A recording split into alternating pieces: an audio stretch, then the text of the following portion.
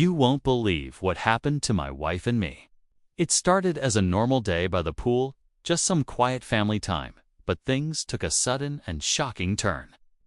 Out of nowhere, this Karen's son, who had been acting aggressively from the start, decided to involve his dad, who happens to be a cop. What followed was something straight out of a nightmare.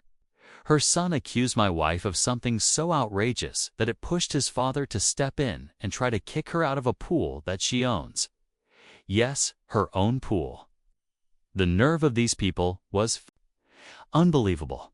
The worst part: this wasn't just about some small disagreement.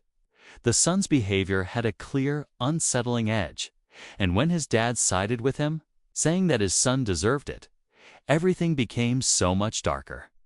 It felt like a twisted family drama where power, racism, and authority clashed in the most unexpected way.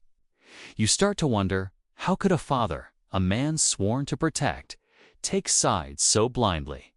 And what could possibly justify trying to remove someone from their own home, especially when the accusation itself was baseless?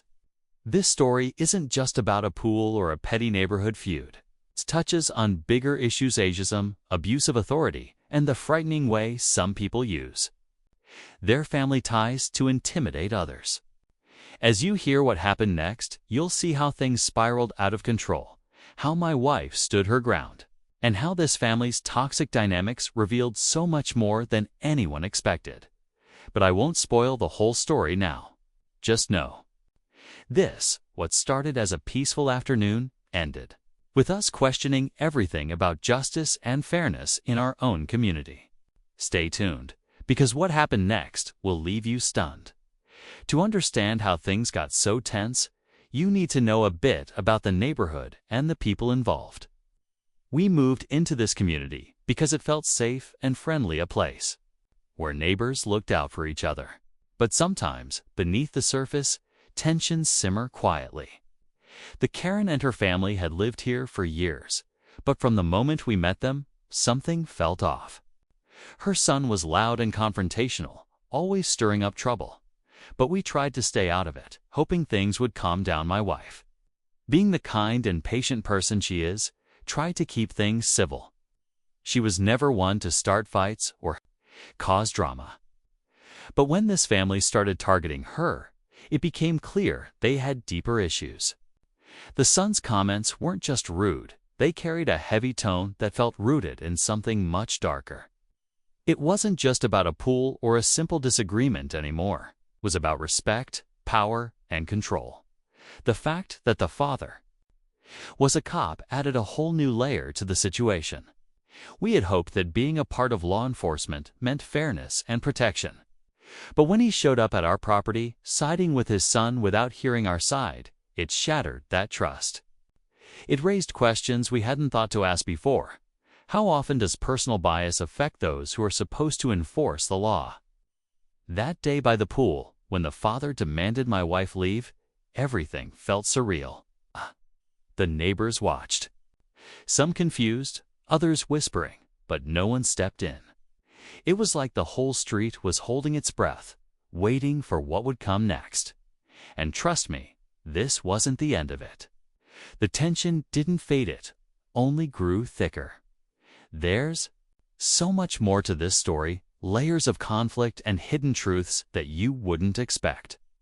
But before I get into that, let me tell you how it all started to unravel in ways we never saw coming. After that tense day by the pool, things didn't just settle down. In fact, it felt like the whole neighborhood was caught in a storm of whispered conversations and sideways glances. People who once smiled politely now seemed unsure, like they didn't know where to stand. My wife kept replaying the moment when the cop, her neighbor, stood there insisting she leave her own property, all because his son claimed she had somehow wronged him. It wasn't just painful, it was deeply unsettling. How could someone in a position of authority let personal feelings blind them like that? The Karen family started acting even more bold after that day. Her son's attitude became worse, throwing around harsh words and subtle threats whenever he saw my wife or me. At first, we thought maybe we were overreacting, but the signs kept piling up. It wasn't just about the pool anymore. It was a struggle over respect, fairness, and our right to live peacefully. The son made comments that hinted at something deeper, something hurtful that went beyond the usual neighborly disputes. And every time things got heated, his father seemed to back him up without question. Meanwhile, other neighbors started sharing their own experiences quietly. Stories about how the Karen family had caused problems before, but managed to avoid consequences because of the dad's job. There was a growing sense of frustration and fear mixed with sympathy. Some felt trapped, afraid to speak up because of who the father was. Others tried to mediate, hoping for peace, but the tension kept rising. My wife wanted to stand strong, but it was hard. Every encounter felt like walking on eggshells, knowing that one wrong move could make things worse. At the same time, I couldn't shake the feeling that this wasn't just about a family feud, was about something bigger, about power and how it's used or abused in everyday life. The next steps were unclear. Would the neighborhood stay silent? Would justice be served? Or would this toxic situation spiral even further out of control? The answers were still out there, waiting to be uncovered. The days that followed felt heavier than ever.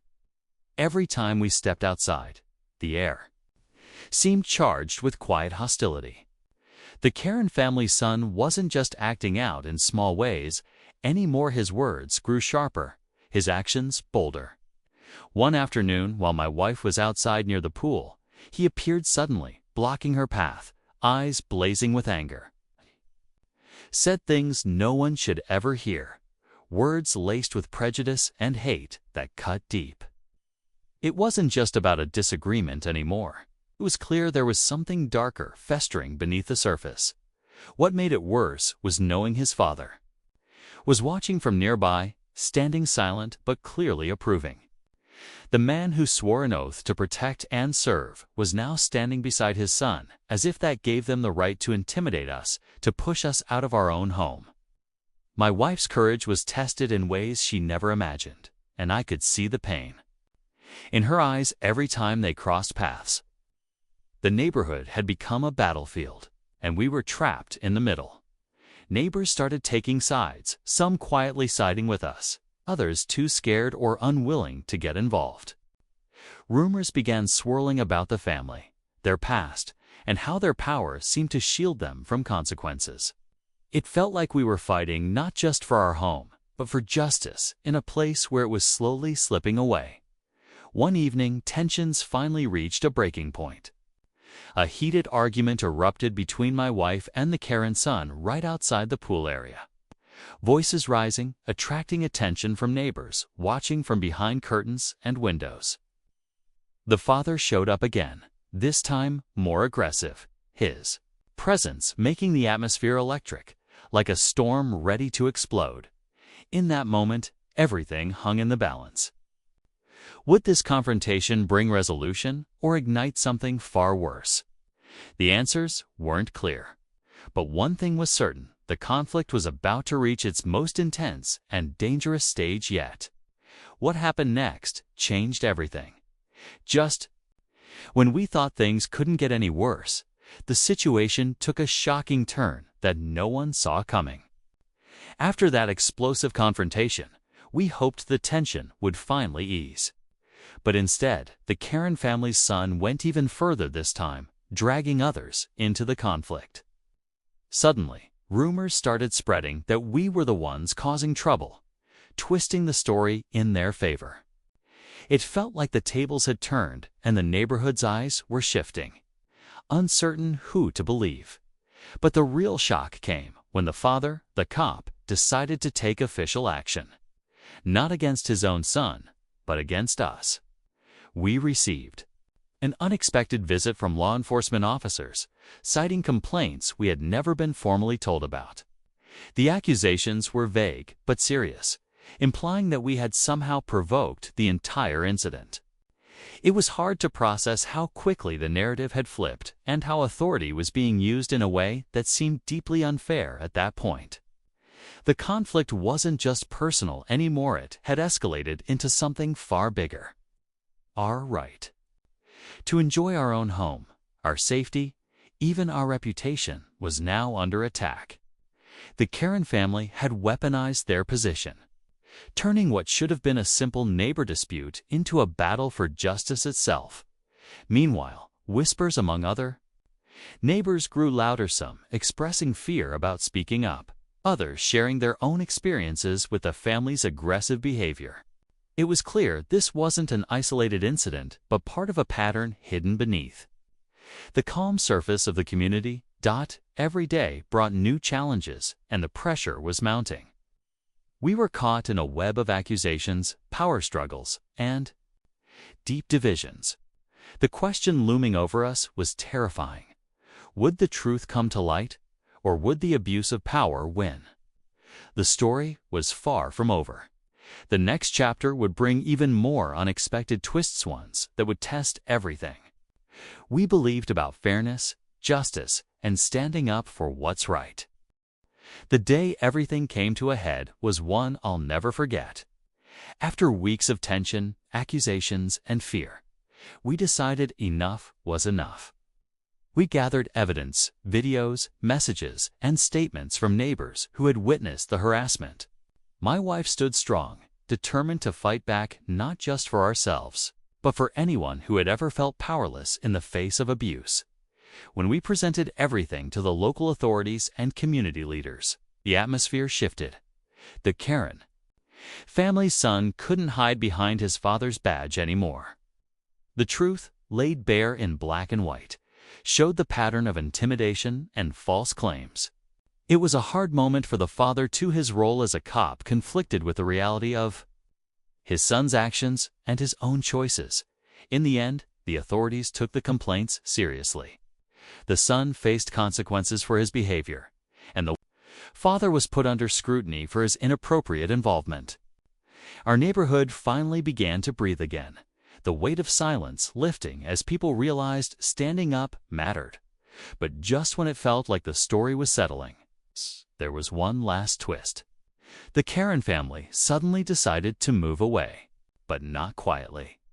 Before leaving, they left behind a letter claiming they had been victims all along, painting themselves as the real targets. It was a bitter reminder that even when justice seems served, the wounds of conflict don't heal overnight, despite everything.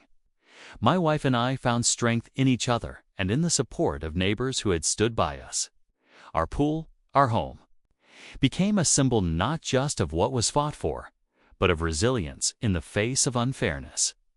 This experience changed us, opened our eyes to the complexities of power and prejudice, and reminded us that sometimes standing up is the only way to reclaim your peace. The story might have ended for now, but its lessons will stay with us forever. After the Karen family finally moved away, a sense of calm slowly returned to the neighborhood. It wasn't an instant fix. There were still some awkward moments, hushed conversations, and lingering doubts, but the worst of the tension was behind us. My wife and I could enjoy our pool again, not just as a place to relax, but as a symbol of standing up against injustice. The support from our neighbors, especially those who quietly witnessed what happened, meant more than words could say. It showed us that even when it feels like the odds are against you, community can make a difference. Looking back, this whole experience taught us a lot about power and how it can be misused. When someone in authority turns a blind eye to bias or backs harmful behavior, it shakes the trust we place in the system meant to protect us. But it also reminded us how important it is to speak out, gather evidence, and stand firm in the truth. My wife's courage was incredible. She faced intimidation head-on and refused to be pushed out of her own home. There were moments that tested our patience and strength, but we learned that fairness and respect aren't just ideals. They require action and persistence. The Karen family's attempts to rewrite the story after leaving couldn't erase the reality we all saw and experienced. Their departure marked the beginning of healing for our community, a chance to rebuild trust and openness, if there's one thing we want people to take away from this story. It's that no one should feel unsafe or powerless in their own home. Standing up against prejudice and abuse, even when it's hard, is necessary. And sometimes the hardest battles lead to the strongest victories. Thanks for listening to our story. If you've ever faced something similar, know you're not alone.